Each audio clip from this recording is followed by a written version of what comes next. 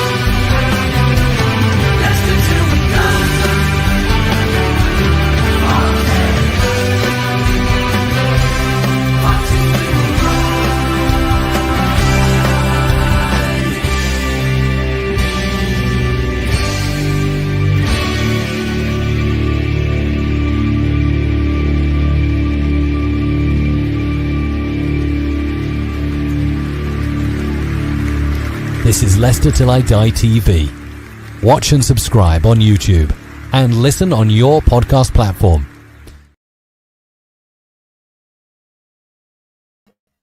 There I am.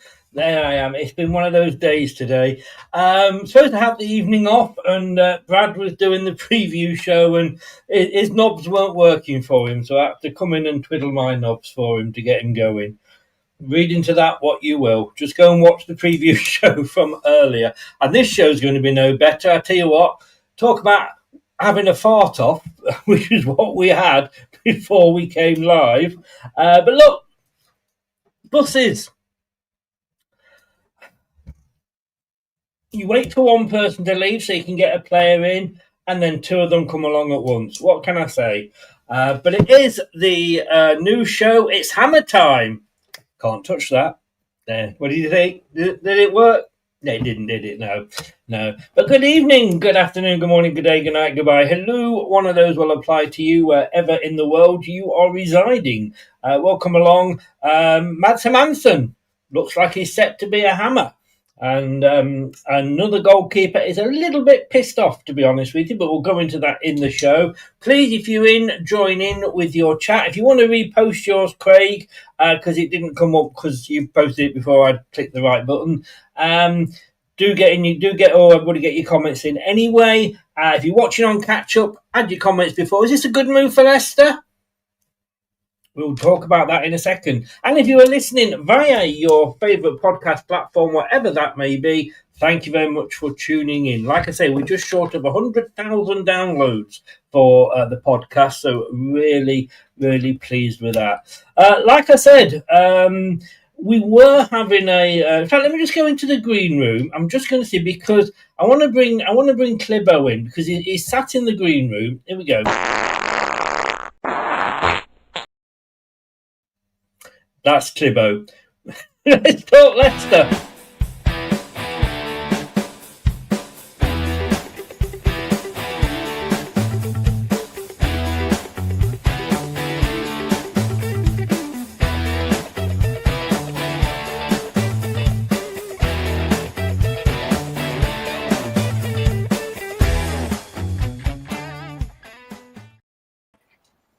Gentlemen, oof, there's a pong in here.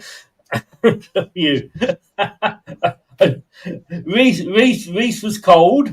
Welcome along, one and all. Wayne, good evening. I told you, didn't I, that I used to have a lady friend I wasn't going out with her, but she was a lady of the streets, shall we just call it that? And came in one day buying everybody in the pub a drink, and I said, "What you do? She's having a really good night." She said, I got a block booking down the bus station, I said, "Oh, did it go well?" She said, "Well, you know what they say about buses when one comes." Anyway. Hey. You had to blow the dust off that one, didn't you? I did. I could only just remember it. Wayne, it's all happening. It is. And, we've had a few seasons where not much has happened on the outgoings, and fans have been really frustrated. But yeah, it's great. I mean, yeah, but price of sales is one thing. But yeah, exciting, Chris. Exciting. We need to get people going. Clibbo, none of the news things today are any surprise, really, are they? Well, not really. I mean, I think everyone's complaining about the price, but the price is commanded by how much somebody will pay for somebody. We're not in a privileged position where we can actually barter too much. I think one of the things it's shown is that, if nothing else, that Leicester City are being cooperative. Now, if we're trying to play ball with the Football League and the Premier League, this is a good start. We have the advantage of a decent keeper as backup or as number one, and there's some money in the coffers. It's about, listen, Mads was never going to stay with us. The guy's got ambition to go higher, and we've probably made a 3-time profit. We've got him for 6 million. We've sold him for 18. 6 to 18 goes 3.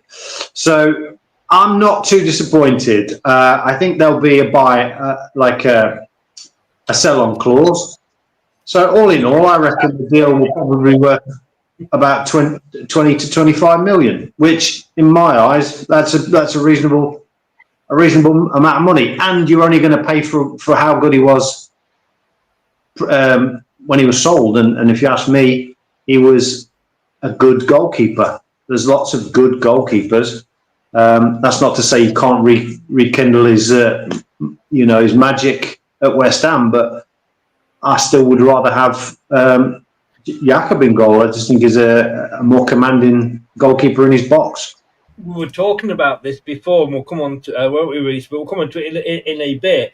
Interestingly, when Mads Reece was first linked with West Ham, a good friend of this channel, which is West Ham Unofficial, Jake, he was saying that, well, if he comes in, he'll only be second choice because they've got Areola. No. Potentially. Areola's a very good goalkeeper. He's a French international. So that wouldn't surprise me at all, to be honest with you. Especially with how he performed towards the end of the last season. He weren't very good when he come back from his injury. No. He was excellent before he got his injury, but you're only as good as your last game, unfortunately. So, and he is a relegated goalkeeper at the end of the day. And it's like I've said before, PSR plays a big factor in this deal. I do think if we were in a stronger position, we would have got more money for him. You probably are talking the 30 million mark. But again, we're not in that privileged position. We have to play ball with the EFL and Premier League, like Uncle Clibbo's just said there. So at the end of the day, it's not ideal, but it's a profit. Let's look at the positive. It's a profit on what we paid for him, and it's money towards PSR, and they can think, oh, right, okay, they're selling assets, tick a box and all that. So it's not the end of the world. This happens all the time, and it won't be the last time either. I don't believe this. Guys, we've got some of this.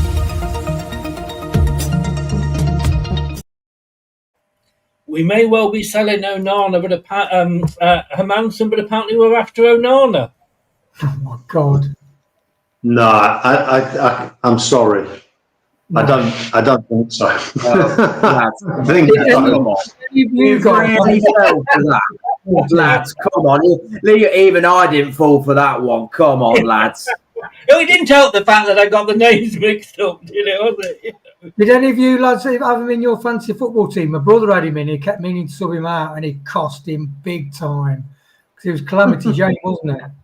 He's got the perfect name, really, isn't he? He's a Nana. Well, before we get on to that, then I'm going to throw this at you because this is a new thing that we're going to be doing on Talking Balls. It's Daddy Chips. Wayne will remember this from the other night. So I'm going to go this for you. You've got to choose one or the other. No ifs, no buts, no sitting on the fence. Wayne, Danny Ward or Onana? Probably says it all. Jesus Christ. You ask these absolutely impossible questions. Yeah, I do. Yeah. That's my job. I'd say Onana. As daft as it sounds. Clibbo? Well, I'd say Onana as well because Danny Ward has had enough money out of this club. At least if we're going to waste money, give it to somebody else. Good as reason as any. Reece, are you going to make it a full house? Yeah, Onana, yeah. Interestingly here, El Chico, West Ham fan here. Hi mate, how you doing? Welcome along. We had a new goalkeeper coach from Brondby, who is the one who picked Mads. I believe he will likely be our number one, as Areola cannot play with the ball at his feet. Okay. All I will say is just make sure that your defenders get into space, otherwise they might not receive the ball off Mads. The other thing is he's trying to push Casper for that number one spot, and I don't think he would have moved if he thought he was going to play second fiddle. That was going to be my next question, Clibbo. So as you've mentioned it, let's have a look. Would he go? Do you think? I mean, obviously we don't know Mads, etc. But from what we know of him, would he go to West Ham potentially?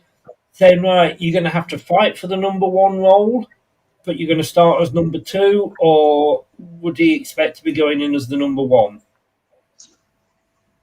Well, I think if you're going to a Premier League club from a relegated club, you have to expect to fight for the number one. I think that's a given. But I think there's fighting for it, and then there's the possibility that there's a possibility you're not going to be starting. That I don't think that would sit well with Mads. I don't believe that he would be doing himself any justice by playing second fiddle. He would have been better off playing for Leicester and playing week in, week out. We know the likes of Vestergaard will play regular international football. Even though he's playing in the Championship, we know that. So he would have been better off staying at Leicester if he's going to play second fiddle, in my opinion. Wayne, would you agree with that? I mean, I can't see him like Clibbo said. We've got the World Cup. Was it the World Cup or the Euros? I can never remember with the men. World Cup coming up.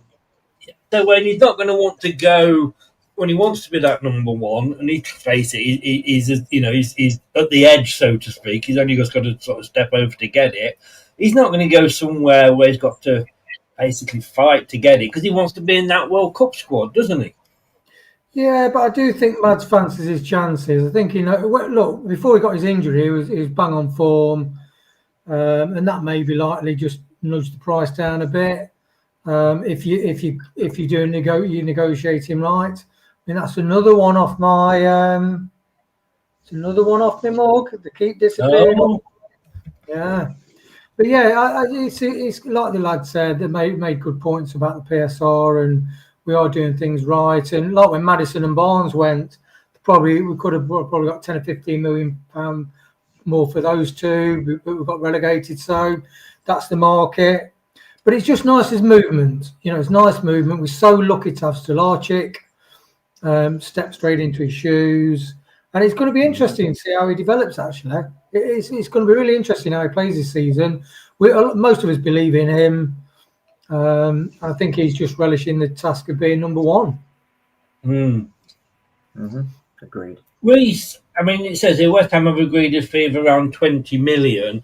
I'm not sure what you're getting at there, El Chico. There's a rumour that we agreed a lower fees. We may give it back to you. Oh, I see what you mean. Yes, if you buy El Canoes. It's not a bad profit, though, is it? I mean, we paid, I think, like Clibbo said, it was 7.7 million euros. So, what's that, £8.5 million or something? 5 million we paid for him. £5 million we paid. Yeah. 5. So, it's 5? 5, yeah. We paid 5 million. So, 5. So, I mean, that's, like Clibbo said, it's 3 times, again. So, it's good. It is a good deal, isn't it? Well, like I say, I understand the fan backlash. I get where they're coming from. I understand. He probably is worth a little bit more than what we've received for him.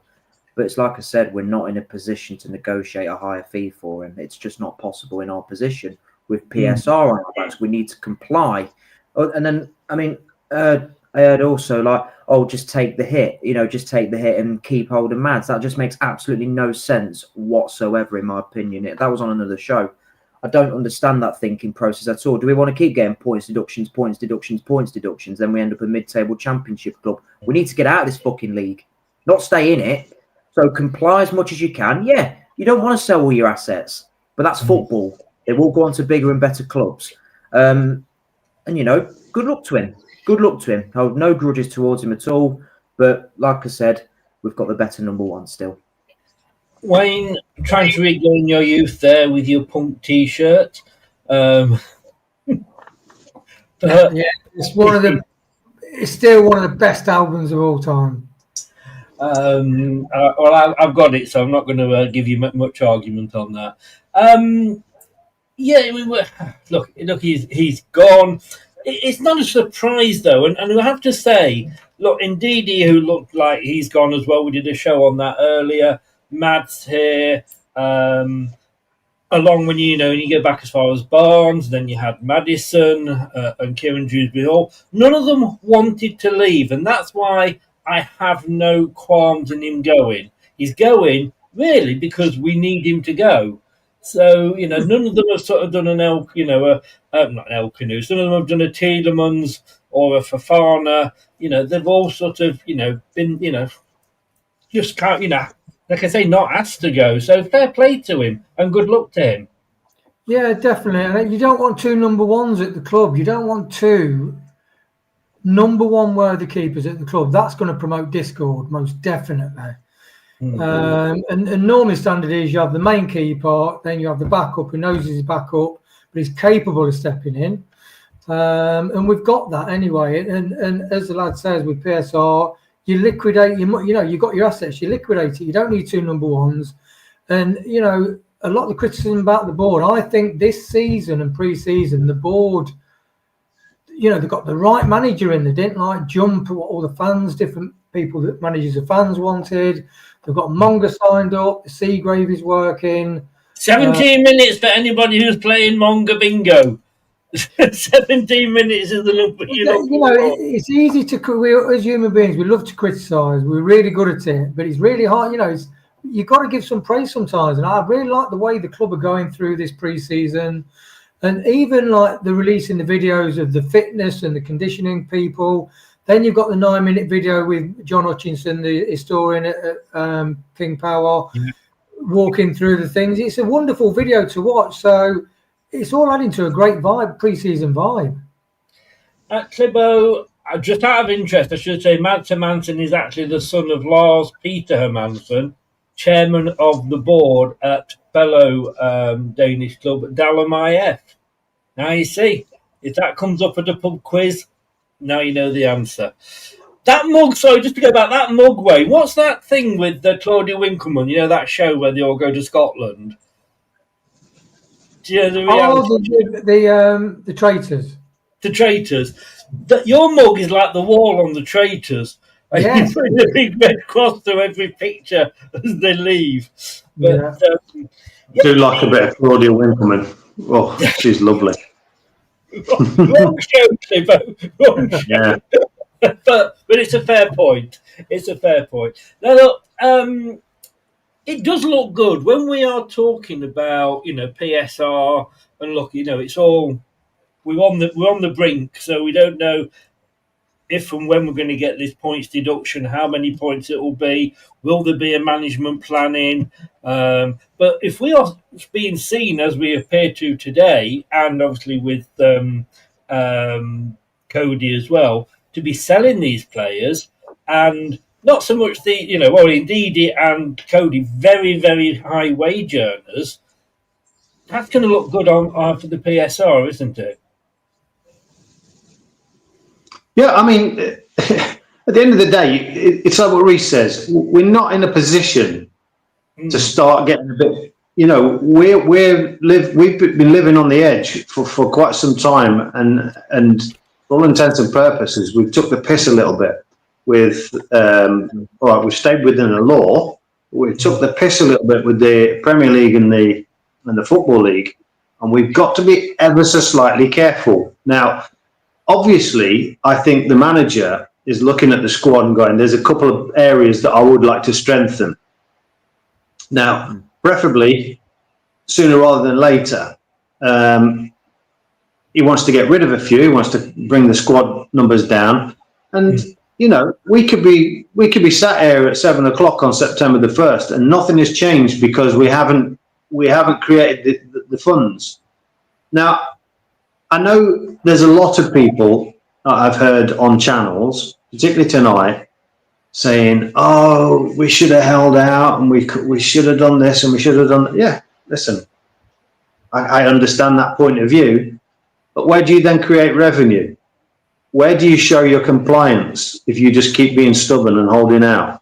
This club is trying to repair itself and regenerate, and we are fortunate in some ways because we've won things and we've got a bit of a name and a bit of a brand. So we can still attract players. But if we're going to be seen to be pissing around as well, players are not going to want to come here either. So in my eyes, today, like you're in a relationship for too long and it's gone a long time ago before you break up. That's the same thing with Mads for me. In my eyes, he was not number one goalkeeper. He's not played for I don't know how long. And Jakob, for me, was our number one goalkeeper. So I was over that. In terms of Ndidi, I think his best years as a Premier League or as an English footballer are behind him. That's not to say he won't have a very good and successful career in slower leagues where the system dictates the position that he plays. I think the Premier League is moving in such a direction that type of player is not required as much anymore. So if we did go up, I still don't think he would get, first dibs in the team. I don't know whether you agree with me, but that's my opinion. But what you're saying is that basically is get rid of Mads before Christmas, then you don't have to buy him a Christmas present. Oh yeah, I'm all about that. You've been there with the girlfriends that you've done that to, haven't you? Yeah. Reece, let me take you back to when we sold Barnes and Maddison. We could have held out for more. I'm not saying they went on the cheap, they didn't, but we could have held out for more. But by doing that, as Klebo says, you're probably putting teams off while you're negotiating and saying, we want another 2 million. And we've done this as a club before, haven't we? We've held on for another paltry amount, and then they go off and buy somebody else. And then we're stuck with the player. And in a lot of cases, they will leave at the end of the year and they're out of contract and we don't get anything from them. So selling the likes of Ndidi and Mads, as well as getting the money in, for PSR, it's getting the money in early should we want to make any purchases. Well, yeah, exactly. I mean, going back to Maddison and Barnes, Maddison only had 1 year left on his contract. So that already dictates the amount we're going to get money for him anyway. Barnes, obviously, I think he only went for about 30 million and Maddison went for 40. Again, we weren't very aware of PSR back then. Obviously, we got more about it when we were going to get hit with a points deduction during the championship season. So, and everyone's like, "Oh, what's going?" But now it makes sense, as to why we done what we done. We weren't in a position to negotiate high fees for them. In the Premier League, Maddison that season, you'd have got about 60, 70 million for him, at least. But probably about 60 million. Barnes, homegrown talent, talented footballer, top goal scorer for the club that season. You'd have got about 50 million for him, something like that. But again, we were a championship club and the value will decrease when you go down a league. So, yeah, like I said, we need to generate the funds. It gave Enzo that money to go out and buy players, didn't it? We weren't holding on till the last minute thinking like, right, God, shit, we need Edouard again. You know what I mean? It did, but we needed to spend that money wisely. As revealed, we gave Harry Winks stupid amount of money. We gave Connor Cody stupid amount of money. We spent it unwisely. We thought, right, splash the cash, quick fix, straight back up. Can't do that. You need to rebuild. And as it proven with what we saw with the revenue that year, it was really, really bad. So, but yeah, like I said, we need the money. We need the money to generate the funds so Marty can get a couple of players in, a striker and potentially a midfielder or somewhere along those lines. So, it is what it is. While I'm with you, Reece, then let's stick with you with this. Is is he going to get some? Look, we know we're back. We were behind with the PSR, but is he going to get some money to spend? Do you think? I think he will now that this sale's gone through. But with the likes of Wout Fass, Samara, you're not going to get high fees for them. Yes, they're off the wage bill, but you're not going to get high fees for them. This is our first high fee of the summer, and it will allow us to keep a player like Bilal El Khanous. It will allow us to keep a player like him, who I think is more important to the system than Mads Hermansen. But I think you will see not huge amounts of money spent, but I think you'll see a striker bought in, which I think will be Kone. I think we will sign Kone, and maybe a couple of loans here and there, because we still need to be careful. Let's not take the piss here. Let's just be smart. Let's be sensible. And like we said before, lads, this is the best squad in the Championship without any other signings coming in. It's still the best squad. So we don't need that a lot. We only need a couple of players, I think. So, yeah, but I think he will get money now, this transfer, when it goes through. Yeah. Danky, this is the third show we've done today, Danky. Brad's been on the previous two. So you've joined in the wrong one if you're trying to follow Brad. He was on the previous two. Wayne, we're going to make money on him. Are we going to miss anything about Mads Hermansen when he goes? I mean, it must be a thing about Danish keepers that you can't kick a ball straight down the pitch and that it has to go out. Yeah, I think he was lauded for his distribution. That's why Enzo wanted him to kind of play as a deep centre half. But when he came back from injury, his that side of his game was erratic. I think that's why Clibo said, and a lot of fans thought, well, actually, although that's something that Stolarczyk does have to work on, his shot stopping ability, his command of the box, I do think he's better than Mads. And obviously Mads has had a lot more first team experience, and Stolarczyk has sort of played really well in the cups, and then when Mads came back, he got the shout. And I did think that was unfair on Stolarczyk. So the fact that we've monetised him, let him go to the Premier League and see what he can do. But I do like, so the board have been criticised sometimes for not taking a hit on some players to get the big wages off the books. And like Ndidi, could he have gone for a free something Ndidi last season? So now that we've got like 9 million for him, and the fact that we sold Mads for that money, I mean, we've got 20 odd million, we signed a free, we could kind of sign a striker. So I like the business side of what the club are doing at the moment. So should we actually, in fairness, and thank you very much for your kind words, Mickey, it means a lot. Could we, in fairness, say then that Rudkin is actually doing a good job at the moment? I think we can. You've had discussions with Rob Tanner, and Rob said, look, a lot of people, just want to get straight, slag Rudkin off and get straight on him. But a lot of the times, and he explained like how the decisions on signings, who would, where would that will come from. And like he said, sometimes it was Cooper signings. Cooper wanted those signings, and then you're there to facilitate it. So what has the club done right? Seagrave is coming massively to fruition. They've got Monger on the thing. The transfers and the sales so far are brilliant. The manager, what a manager to get. I think he's the best manager could. So you look at it, you think, well, what is he? I think he does deserve praise. And I think the direction the club is going, like Reece said, and Clibbo, we need to be more fiscal. We need to be better in business because of the contracts we hand out in the last few years. And I think it looks like so far we're going along that right direction. Just quickly on John. Before you do, Clibbo, do you know Mickey? No. Oh, that's all right. Well, I have deleted his 2 comments anyway. Keep it clean and on Football Talk, Mickey. Otherwise, I've deleted the comments, but next time you will get a ban. Sorry, Reece, do carry on, mate. Right.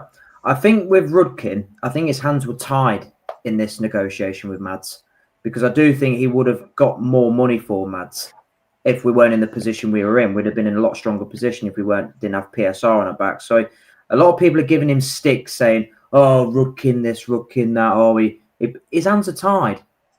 His hands are tied. So, but, it is what it is. Clibbo, when sort of we look at this position, and this was something I touched on with Reese before we went. Sorry, I banned him. I can't cut that out now. I worry that we probably possibly need to go and buy another goalkeeper, because I don't think so. If I mean, I look at it. Well, we got Bekovic in, but to me, he's kind of a number 3, if you like.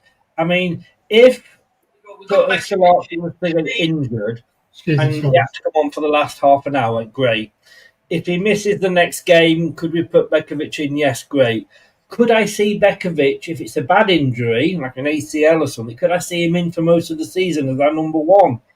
I don't think I can. Well, I'll be honest with you. We, myself and Reese, were behind the goal for the Fiorentina match. And one thing I will say is, and I think Kate mentioned it the other day, he's a freaking unit. He's a big, big man. And when they were doing the practice shots, he went in goal for a little bit. And he commands that goal. He's a big man, and he's still agile. So I disagree with you. I think he would be very, very good as number 2. You were agreeing with that. You were saying the same before, weren't you, Reese? Now, I don't know. I'm sure I spoke to a QPR fan, or the QPR fan actually put a little thing in about him. And I don't know if I've got that at all, actually. I'll have a look. But, he didn't seem very keen on him, but you seem to think he had a good... well, he obviously, turned the season round. Who was that? Sorry, Chris. Sorry, Bekovic.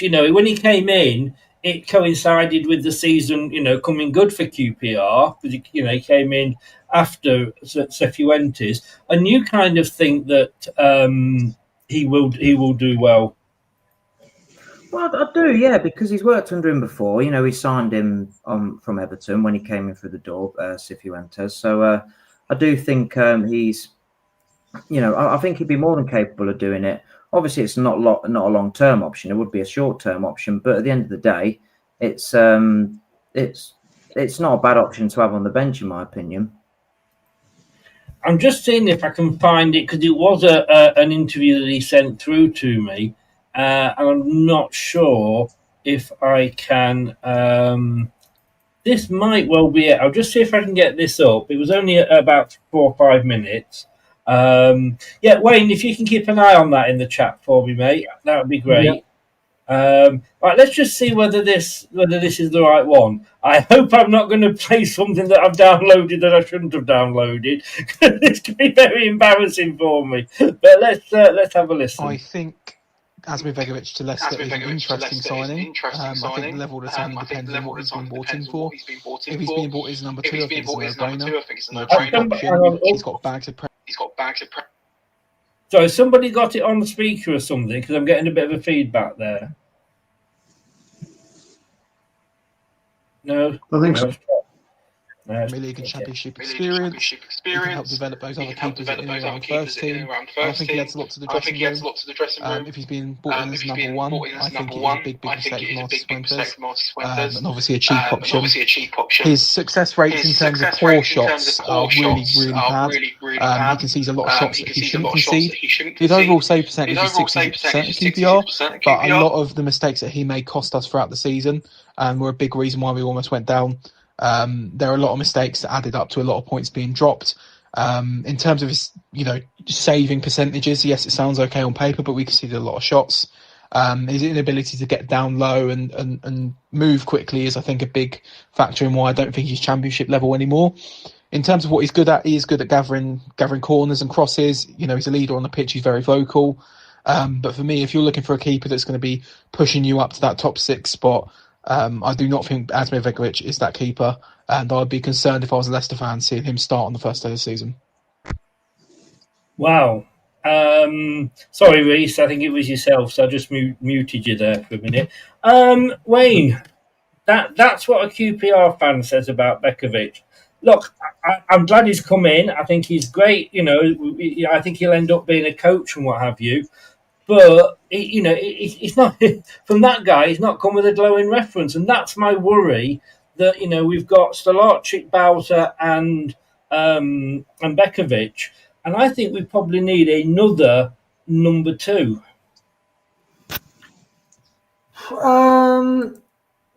I just think, apart from the top teams, he won't. I don't think we'll be like peppered. Have a peppered goal, and I think we will mostly be on the attack.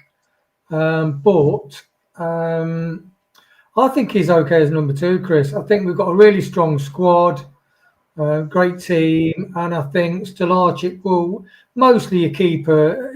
Yeah, if you get a keeper gets injured, you do perhaps have to go and buy another keeper. That's happened a lot of times, hasn't it, with teams? But I'm quite happy with it. For where we were, like the lad said with PSR, I'm quite happy with the squad we've got. I think if we get one more forward and it get 1 or 2 people more on loan with the young kids, we've got more than enough. More than enough, Chris.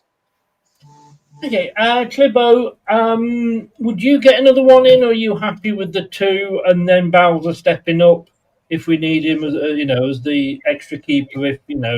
So basically, if Stolarczyk gets injured and then Bekovic has to go up, then would you be happy with Bowser being sat on the bench? Yeah. Yes, I would. I think from what I saw in pre-season, I don't think he would get anywhere near the number 1. But I think, if you look at the chances, I mean, I don't want to jinx it, but keepers tend not to get as injured. Oh, I'm going to touch wood. As injured as outfield players. So I think you've got to weigh up your percentages a little bit and use the money elsewhere on the pitch. You've got a good defence, a well-drilled defence, which I think we will have. I think the attacking options is where the money needs to be spent. But I'll be happy to go with what we've got. Absolutely. Yeah. Reece, it said here this was via Football Insider, and this was about West Ham, because John Victor was the guy that they were going to go for. And it says John Victor stranded in limbo as disgraceful West Ham pulled the plug. The Hammers are now pushing ahead with a deal for Leicester City goalkeeper Mads Hermansen. Victor was waiting for the green light to travel to London for his medical, with the deal agreed between both clubs, only for West Ham to pull out at the 11th hour, leaving the player stranded in limbo.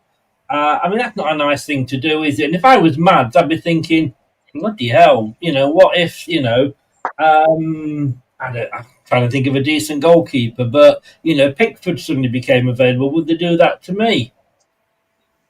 I think that might be a negotiation tactic, to be honest with you, to force our hand a little bit, maybe, because obviously West Ham know we're desperate for cash. I think it was all a bit of a ploy, to be honest with you, potentially. But I mean, obviously on paper it don't look good, does it? So, but I think, like I said, I think it was all a tactic to force Leicester to lower their fee a little bit for him, because I reckon we were asking him around the £25 million mark, but I reckon it was a tactic to get us to lower up. We're going for another goalkeeper now, but like I said, they know we're desperate for cash, so I think that was all to do with it, in my opinion. I mean, you can't blame. Sorry, Chris, but you can't blame other clubs doing these business things, because that's what you would want. It's like when we got the money for Maguire. It's like, I mean, we just could not believe the money we got from Maguire. We almost quadrupled the money. So the fact that other clubs are doing it, we might do it with Kone. That's part of the game, isn't it? Everybody's negotiating, and like Reece says, if value comes down, once you're in the Championship, doesn't it? It does. I mean, what are your thoughts, Clibbo, on that? Is that the sort of club that you'd want to play for?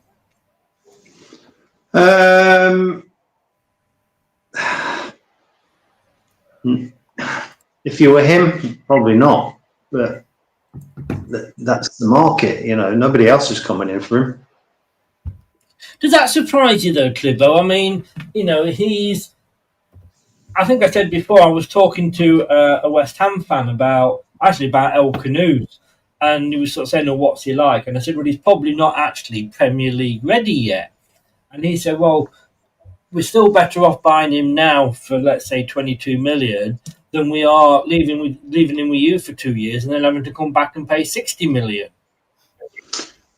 Well, that is true, but to get 60 million for him, one, he's got to play exceptionally well, and two, we've got to get promoted. So, you know, there's two schools of thought, aren't there? We need the money. We could potentially buy somebody with potential for half that price, and then we make a profit. Or you risk a player becoming mature in the Championship with us, getting us promoted, and then selling him on. Now, I'd be happy for that to happen. I just think something that I saw against Fiorentina was a real camaraderie with the front three. You could see they were all really enjoying. Basically, we schooled Fiorentina. All right, it was their second team, quite a lot of it. But we schooled them, and you could see those lads really enjoying working together. Now, sometimes that's just on the day, isn't it? But I just felt there was a little bit more to it than that. I don't know what you felt, Reece, but I thought there was a real kind of team bond there. There was, in terms of the, I especially seen it in the pressing side of the game. You know, when one goes, the other cover. It's like, yeah, it was good teamwork performance. I thought, you know, they were all playing for the manager. They all seem to enjoy it. Even the players that we dislike, they're all playing for the manager, and you have to give them credit for that. So, but yeah, I completely agree with you, Clibbo. Reece, I mean, I think in fairness to Cifuentes, and they always say about putting players in the shop window and what have you. But Cifuentes himself hadn't seen Hermansen. You know, he was injured when he came in, and he hadn't. You know, that was the first time he was able to see him in a competitive match. But he probably didn't learn an awful lot anyway, because he was probably looking at it and thinking, like, you know, is this guy 10 times better than Stolarczyk? Is this a guy that I really want to fight to keep? But he had nothing to do, really, did he? Anyway, he wouldn't have learnt a lot from that.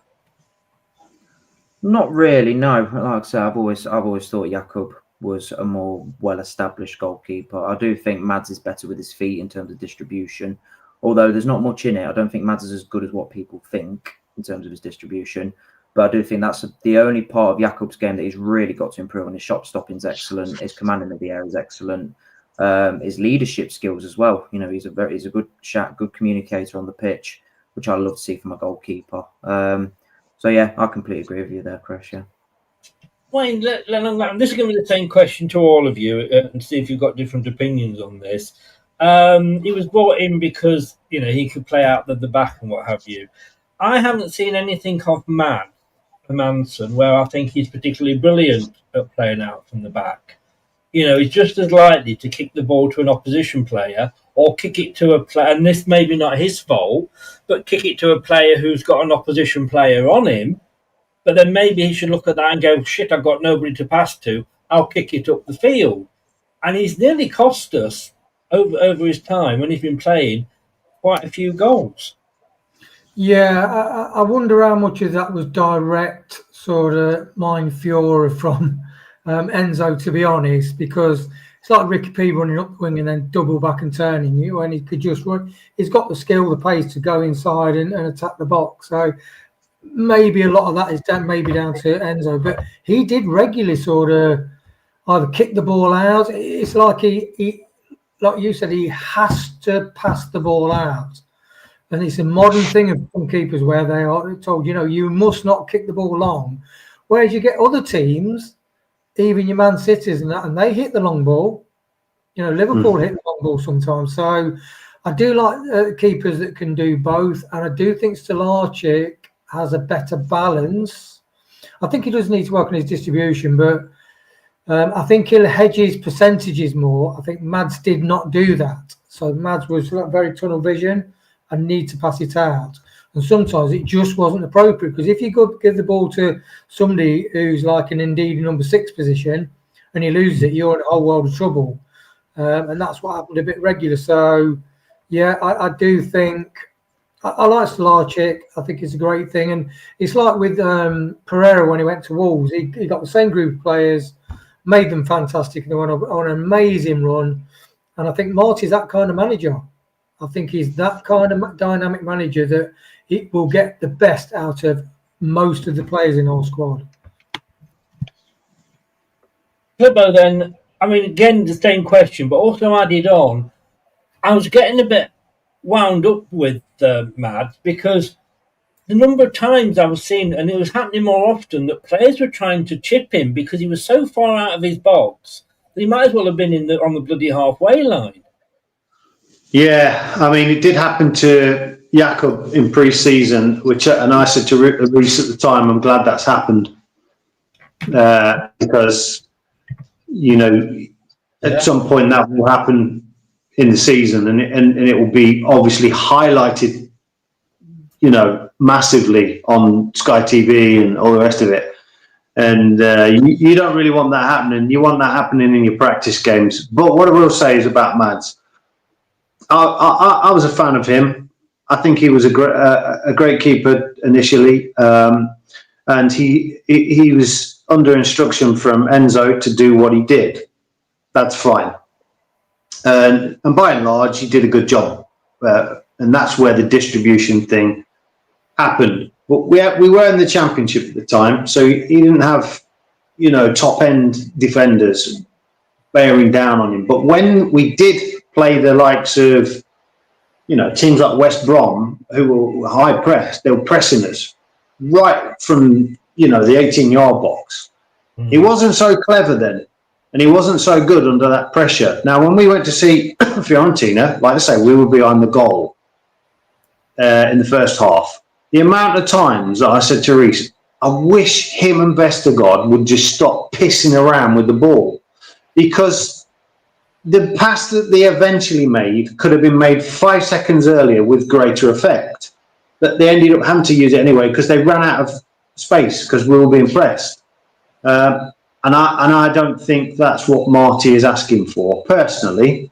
And I don't think that's what Jakob will be asked to do. I think if you can, like you were saying earlier, Wayne, like teams like Man City and Liverpool, yes, they are able to play out from the back. They're two of some of the best teams in the world. They've got the players to do it. But if they identify the pass at the right time, they'll play that long ball, and I don't see a problem with that. And I think what we're getting obsessed with, obsessed might be the wrong word, but what we seem to be getting infatuated with is this pretty football all the time. The objective is to get 3 points. And if you do that playing nice triangles, great. But if you do it playing 2 passes, scoring 2 goals straight over the top onto a Vardy-type run, bang, straight in the net, and you have 30% possession, yeah, I'm all right with that, you know. This is the Championship. It's a shit league. I hate watching it, even though I'm going to. And my objective is to not have to watch this again next season and be in the Premier League. So whatever way it takes. We'll have to get you on a show with Brad, because Brad loves being. He'd sooner be in the Premier League, but he loves the fact that, you know, it's proper football in this division, Clibbo, and no VAR. That's the only things I'm looking forward to. Reece, so what do we lose by Hermansen going, and what do we gain by keeping Stolarczyk? Well, you gain a homegrown talent. You get to. You know, we've not had a homegrown talent keeper come through for a while. That's our number 1 keeper. I think what you lose with Hermansen is he has got potential. You know, he has got potential to be a great goalkeeper, but and his distribution is probably one of the better ones that we've had in terms of his kicking with the ball and stuff. But in terms of shot stopping, I think him and Jakob are quite on par And I think Jakob's better commanding in his area. So I don't think you're losing a whole lot. I'm sure Jakob can be coached with the distribution with the ball at his feet. But I think that's the only part you're losing, his ability to start attacks, Mads, which he was good at in the Championship with us. Obviously, in the Premier League, he didn't get to showcase that much because we had such a piss-poor team, really, in the Premier League. Yeah. But in the Championship, I'd say that's the only thing you're losing, really, is distribution. It was only Wayne. He was only on. Where am I here? I've lost him now. Stelarci. You're just not telling me what Stelarci is on. Mads Hermansen's only on 10 grand a week, Wayne. I would imagine West Ham are going to be giving him a lot more. Muted. Welcome back. Sometimes that's an advantage, though, Chris. I never said that. Yeah, to be honest, I mean, when you found out his wages, we did looked at, didn't we? Because you got your calculator out and we looked at some of the wages and compare Mads and his performance and what he gave the team to people on £70,000-80,000 a week plus and some who really weren't delivering, and that shows you really that was a really great contract of signing Mads. So you can't blame him going, because he will, he will be on more money. And yes, Stelarci is such a brilliant guy, and I do think that he will suit Marty's style more, because Marty likes to get the ball forward as quick as possible so that we don't get the team settle back into two banks of 4 and 5. That's the idea, is to, like you said, win the ball, give it the wingers and punish them early. And I think Stelarci will give us that. He's got security, and he is I love the fact that he's been with the academy for donkey's years, hasn't he? Yeah, he has. And do you think, Clipper, that's, I mean, the fans aren't going particularly mad, but as we said earlier, it was almost like it was expected, and it's a case of, well, we've got a decent number 2 to come through in Stelarci. So there's nothing really to moan about, was there? No, but Leicester fans are Leicester fans, and they do like to moan. And I'm one of them. I like to moan about stuff as well, and probably why we do these shows. But I think performances last season, a few in the Premier League, I think that gave Leicester fans this sort of, actually we've got a pretty good number 2, and obviously then Mads was out for quite some time, and the transition from Mads to Stelarci wasn't like this great big kind of, oh God, I can't wait till Mads gets back. And subconsciously, we were all just sort of settled with that, and I think we're okay with it. I think if he'd have made some, howlers and nervous, but I think when he came in, he was very commanding. Something that I liked, and something that I said to Reece as soon as we saw him was, isn't it refreshing? And whether it's just something about Danish goalkeepers not coming off their line, but this guy come out, and there was a match, I think I mentioned it before, he came out to claim a ball and he clattered through, I think it might have been VK, about knocked his head off. But he wanted that ball, and he came and he said, I'm getting it, and he got it. And you don't see that with Mads. And I know some people will go, well, Mads is a more cultured goalkeeper and more finesse. Listen, I'm not asked about finesse. Keep the ball out of the net. Keep your defenders protected. That's what I want from a goalkeeper. The distribution side, I agree. There are always things you can work on in any position on the pitch, any player. There's things that Vardy needed to improve. He did. And went on to be a great striker, and there's no reason why Mads can't do the same. Not Mads, Jakob, and I think that is something that Marty will identify, trust in him, and say, right, go prove to people what you can do. And I think that's something in terms of management we haven't had for since Enzo, somebody who goes to a player, right, here's something I want you to work on, go do it, I trust you. I think that's going to make the world of difference to any player. Wayne, he's also got... Sorry, did you want to add something to that? Yeah, just to Clibbo as well. When you think he stepped in when Mads was injured, I mean, that's a big gig to have in the Premier League. And he just took it. He didn't flap at any time, because we were obviously first time he's in, you're quite nervous about how he's going to do. And he just took it in his stride, and that shows you like almost like a Casper Schmeichel sort of attitude. Didn't worry him and put all the fans at ease, and so he's proven he can do it. And he's very brave. He's a very brave keeper, and when he decides to come out for it, he goes hell for leather to make sure he gets that ball. And that's another thing I like about him, where he's different to Hermansen. I think it breeds confidence in your defence, and I think last season we had a very brittle, underconfident defence, and I don't know what the stats are in terms of goals conceded, but my guess would be that he did reasonably well. Comparable. It just says a lot, Clibbo. That's all it says, just a lot.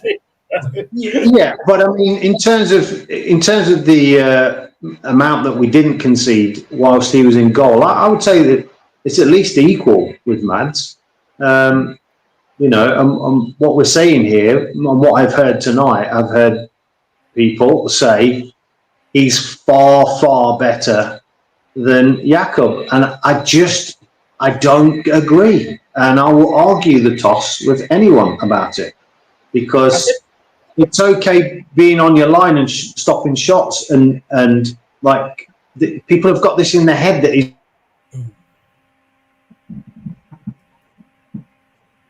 Oh, is that me that's frozen or Clibbo? I think it's Clibbo, isn't it? Yeah. Are you still with us? Clibbo, a fantastic point. That is a great pose that he's just frozen on there, isn't it? I went fishing and it was this big.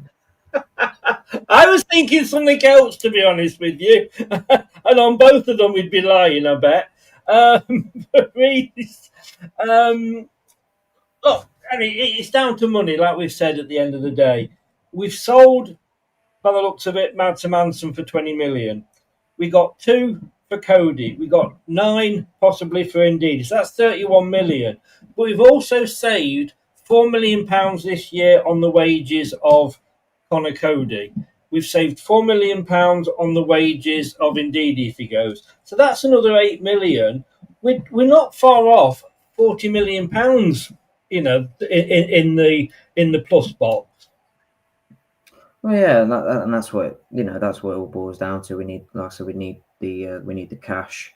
It is. We finally need to comply, like properly comply this time, not just sell a few things, a few players here and there. We need to fully comply this year. Otherwise, we're going to face another points deduction, and we're going to see it be in the same cycle next season after this season. So, but at the end of the day, they're not deals that I'm overly concerned about. The one I would be concerned about is Bilal, because I think that will leave a bit of a hole in the team with the way he plays the game.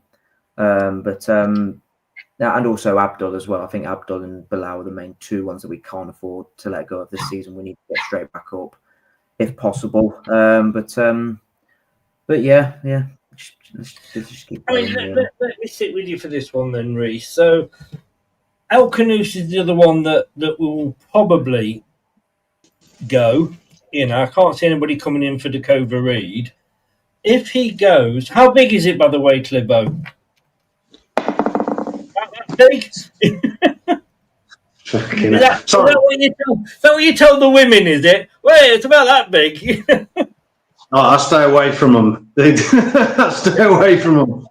Oh dear. So does Reece after him asking the other week who your man love is. But Reece, if El Khanous goes, so let's say that's another 20 odd million. So, but we're up to 60 million in the plus box here. We haven't paid anything out for our one signing so far, which is Bekovic. Kone, apparently Wickham have dropped the price because he's in the last year of his contract. So they've dropped the price they're asking. And apparently it says a promotion change in championship team. So I presume we're in that.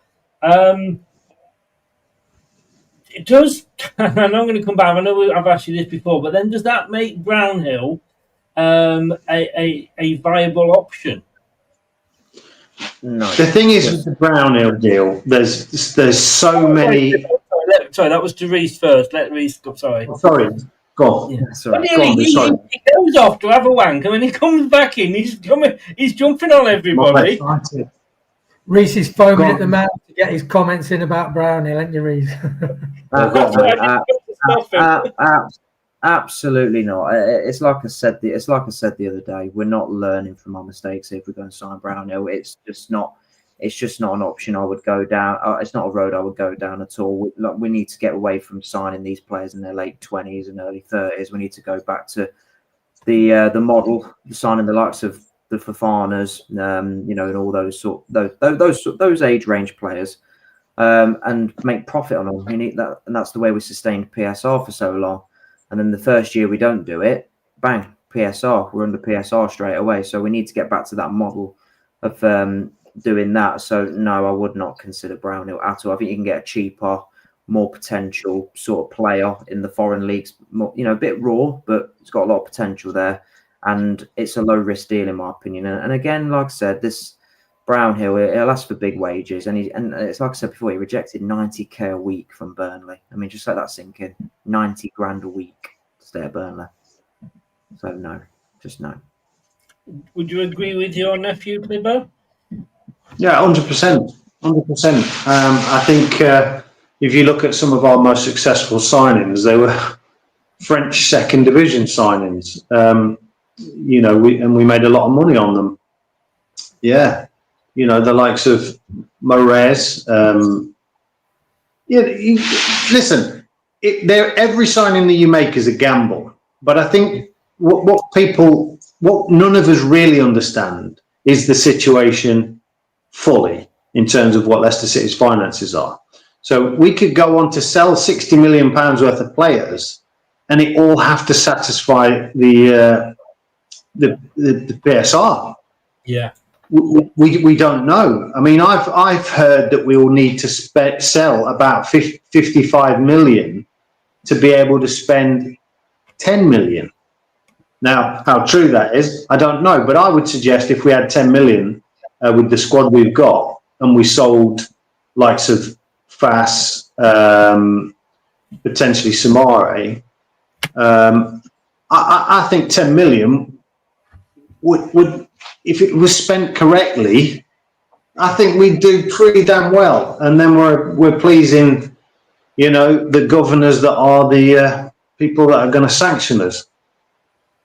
Wayne, you're going to love this. Put a positive spin on it all, to be honest with you. True. Wayne, was that vinegar you were drinking then? Because it looked like, sorry, that's what I was laughing at. It looked like you were drinking out of a vinegar bottle. Carbonated water with a bit of Ribena in, Chris. Yeah. With a bit of creatine as well. If that is your sample, you've got problems, mate. Yeah, I know. I'm very dehydrated, Chris. Look, It's like the birds, isn't it? When the birds start eating blackberries, the shit turns purple.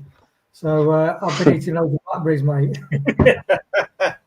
Look, I suppose the argument is we've said before, do we need to replace Hermansen? Possibly not. Do we need to replace El Canoes?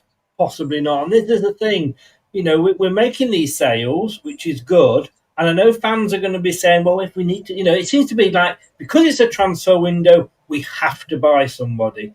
But with the youngsters coming through, surely we don't have to, do we? That's an interesting point. I think there's two different areas of this. One is the salary and wages, which unfortunately, Indeed, we sold him massive wages. Coda, massive wages. Hermansen, as you said, 10k, it's quite insignificant, really. Ideally, we could do with getting a couple more older people off, because although you save on the wages, that's cumulative, isn't it? That's why we have loans from the Mackenzie Bank.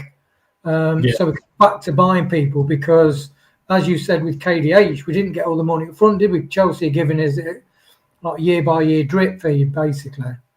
And we paid for Golden all the way up front. So that's why the club have to use a Mackenzie Bank to help factoring things to bring things into this financial year. But we have got a lot of young kids, but it's interesting. So even Marty Cifuentes, who brings the average age of the team down, he's looking like he's going with some of the old established players. So that's the interesting thing for me. Think, okay, so how's he actually going to play it? Him, King and Khan, when they have the meetings and chat about all the squad and who's in it and what can the younger players do, like Mongo and you JJ, the new JJ, and different people. It's interesting who they're actually choosing to play. So they're seeing. I get what the guy's saying about Brownhill, but they're seeing that you can't just play all the young kids. You can't just play all the young kids. I think it would be unfair on them, and I think you've got to blend it with some experience. And some of the experience is chosen. I don't agree with some of the people that are in the game at the weekend, but that's what he's going with. Your opinion means nothing, Wayne. Let's be honest, does it? Well, as Cliff said, we all like to think so, but Marty's the man. He's got his biro with the team sheet. Has he been on the phone to you already? I think. Reece, I want to just touch on JJ because he's the other one that may be leaving. If he leaves, do we then need another left back, stroke right back? Yeah, I would think so.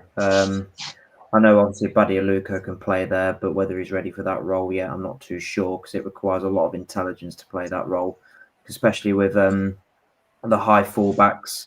You have to be really, really fit and very, very strong to play those positions the way Marty wants you to do it. But yeah, I'd have thought so. I don't think Luke Thomas is good enough to play in that system, personally. Obviously, Ricky, great technically, but hasn't got the engine to get up and down like JJ can. So yeah, I think we would have to look in the market for a potential left back or right back.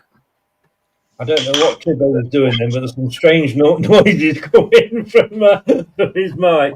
Right, we'll end it now. We've been at it just over the hour. And I mean, it looks like they're just reading then about it. Personal terms are agreed. So it literally just looks like, we're waiting for the T's to be crossed and the I's to be dotted. Just touched on that there, but I'm going to come to you all on this point. Clibbo, is it Cone or Coney? I don't know how you pronounce it. Coney. Is he the answer? Coney, is it? Yeah. Is he the answer for us up front? It depends what the question is, because if you are saying, do we need somebody as backup to the two strikers we've got, then I think almost certainly, I think he's a risk worth taking for 3.5 million, which is what they reduced it to. If you're saying, is he the answer to score 15 to 20 goals next season for Leicester City in order to pretty much guarantee playoffs? No, I don't think so. But I'm not certain that that's what we should be looking at. I think when you want to be spending money on a striker, it's when you actually get to the Premier League. I think you've got to be looking at potential and other ways to score goals in this league.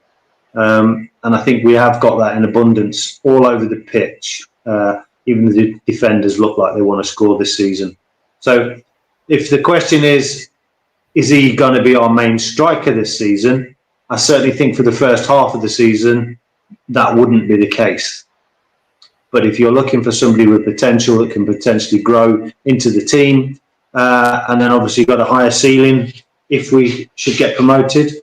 But there is an argument to say that we could possibly need two strikers, because hell knows what's going to happen with Daka. You've got to look at Ayu's age. Will he be able to play 46 games? So I know it's sitting on the fence. As always, mate. Your arse must be well sore. Reece, is it the answer for you? Not yet. Not to start. As Uncle Clibbo said there, back up definitely. it's very hard to transition nowadays. Obviously, it was a lot easier back in the day. Obviously, when we signed Jamie Vardy from non-league to in the Championship, it was a lot easier to transition. But nowadays, in the modern game, it's a little bit more difficult to go from League One to being one of the top team's main strikers. So I think they will ease him in. He's got a full package. He's fast. He's strong. Scores all types of goals. He did really well at Wycombe. So what happened was they played a very good footballing way. They played nice, good football, and he scored 18 and he scored about 16 goals in the first 20 odd games. Then they changed the manager to a more long ball approach, and he only scored 2 goals from it. So I think with the system that Marty plays, I think he would suit it in the long run. But for now, I think he would be the backup, and he'll be eased into the squad. So Wayne, do you think we need as Mr. Johnson would have said with Brexit, do we need a ready-made replacement that we can pop in the microwave and the pingedy pong, whatever it's called in Wales, and be ready? I mean, the other one we've been linked with, of course, is Bamford. No. It's his face. Too injury prone. Technically, brilliant player. Could have played if he'd have gone fit. He probably would have played for England quite a bit. But no, he's too injury prone and long spells of injury. Ideally, yes. Ideally, it would be nice to have a season finisher. And as the guy said, what's the picture with PSR? So if we do sell another player, if we do sell a Canoe, have we got 5, 10 or 15 million, to spend? Because we have reduced the wages as well. So I think we'll be so the EFL, they can't turn around and say you're not complying, and probably Leicester doing it so we don't have to have a business plan as well, go under a business plan. So as long as that's the case, yeah, it would be ideal, because Cohen, like Vardy when he first came along, he nearly said send me out on loan, didn't he? Because he said he just didn't think he could hack it. But then obviously Shakespeare and the boss sort of said, no, you're staying. We think you've got it. Just keep trying. So yeah, middle of the season probably. I mean, he needs to be around the squad, get to know the squad. So yeah, it would be nice if we got the money to go for. It'd be interesting to see what's on the continent actually. What sort of player we could get for 5 or 10. Because if you've got a player that can score 15, 20 goals, you're pretty sure you're going to get in the playoffs, aren't you? Yeah. Fox Fanatic says ready-made is going to cost money. Elm, please no to Bamford. And be careful what you wish for. I broke the news about Hermansen. You did indeed. Guys, thank you very much. I'm sure we might be doing another one of these soon if El Canoes is poached. We will be back tomorrow with the guy there, Wayne. We'll be doing the back pages at 6 o'clock. And then we'll see how good these two are below at the bottom when we get to the Predictions League at 9 o'clock tomorrow. There is a game going on tomorrow night. Obviously, is it Ipswich Birmingham tomorrow? I think it is. So, but everybody's got their predictions in already. But thanks so much for coming on, guys. It was a bit short notice, but like I say, this sort of broke tonight. Appreciate you coming on, and I will see you in some form tomorrow. Thanks to everybody that's been in the chat. Well, those that were nice that were in the chat. And can I just say to the Sheffield Wednesday fans, thank you very much, because, guys, you earned me money by coming in. Keep it up. So what will be. If you're joining us, watching it on Catch Up, comments in the description below. And like I say, if you've been listening via your podcast platform of choice, tar very much. See you tomorrow, guys. Goodbye, everybody. Hey, guys. Thanks for watching. These videos are tremendous. You better like them too, or I'll be back. This podcast is proud to be part of the TalkSport Fan Network. TalkSport. Powered by fans. That will conclude this evening's entertainment.